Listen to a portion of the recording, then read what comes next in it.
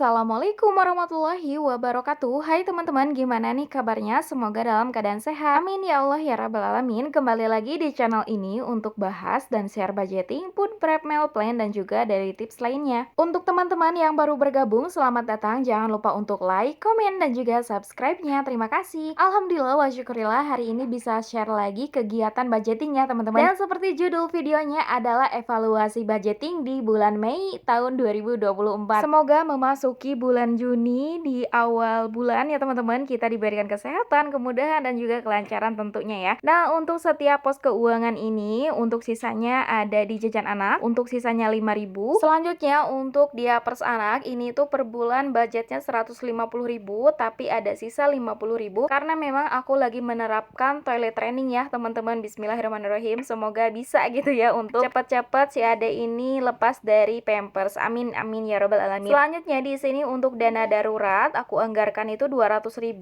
dan untuk sisanya 100.000. Untuk galon gas aku anggarkan 100.000 dan di sini hanya sisa 8.000 rupiah. Oke, selanjutnya untuk dana yang lain ada belanja bulanan. Di sini untuk anggaran setiap bulannya itu aku anggarkan sebesar 200.000 rupiah dan untuk sisanya itu 20.000 rupiah. Nah, untuk teman-teman yang selalu nanyakan kok nggak belanja bulanan lagi Bun, nah di sini itu aku akan sedikit jawab ya teman-teman. Nah, jadi untuk belanja bulanan ini belum memungkinkan untuk aku ya teman-teman, karena aku bisa pulang kampung itu kadang sebulan sekali, kalau enggak 2 bulan sekali. Dan untuk di bulan depan pun aku akan pulang kampung lagi dikarenakan suami akan dinas ke Makassar untuk kerja.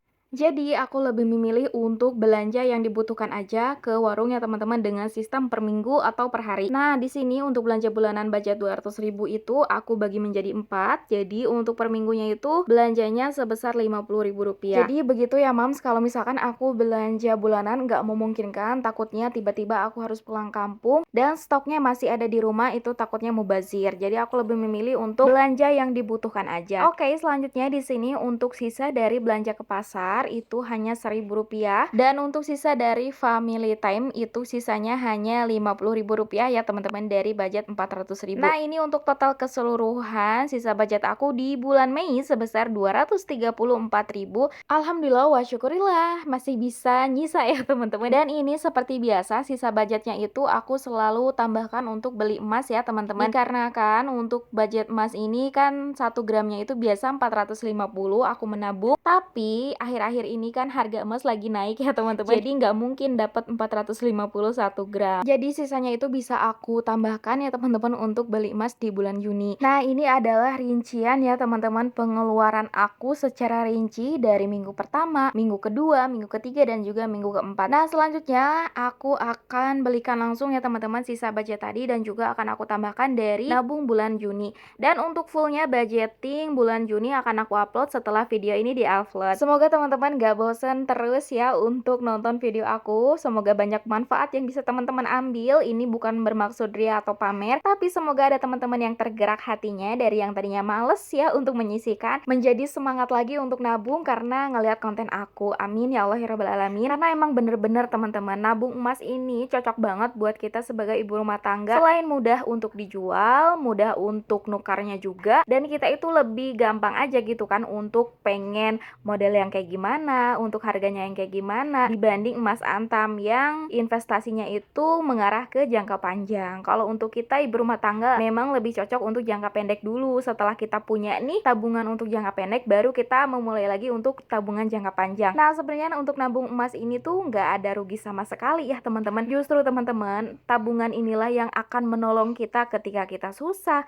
ketika kita punya tanggungan yang harus dibayar cepat-cepat gitu kan, dan ketika kita ada masalah tiba-tiba keuangan, pastinya dengan adanya tabungan ini, inilah penolong kita di saat butuh ya teman-teman. Dan nanti di akhir video akan aku lihatkan ya teman-teman apa aja yang aku beli dengan budget 600.000 tadi. Nah, ini aku mampir dulu ke toko pampers ya, karena si ade ini pampersnya udah habis. Kayaknya untuk bulan ini aku budgetin 100.000 aja teman-teman, karena untuk pemakaian pampers alhamdulillah wa syukurillah hanya memakai ketika tidur aja. Nah, ini setelah aku pulang dari pasar tadi langsung aja kita unboxing ya teman-teman. Nggak tahu ya teman-teman, kalau menurut aku momen-momen yang paling aku tunggu itu ya ketika ngeevaluasi budget, ngitung sisa uang, dan juga ketika beli kayak gini ya, kayak bener-bener berasa lebih semangat banget untuk mencapai goals, mencapai target. Walaupun teman-teman aku hanya sebagai ibu rumah tangga yang full di rumah, nggak punya penghasilan sama sekali, alhamdulillah wa syukurillah gitu kan. Kalau nggak nyisihin, kalau nggak maksain, kayaknya nggak akan kekumpul-kumpul. Makanya di sini harus agak sedikitnya dipaksa, tapi ya demi kebaikan ya teman-teman. Karena semuanya itu pasti kita ngebutuhin uang ini gitu kan,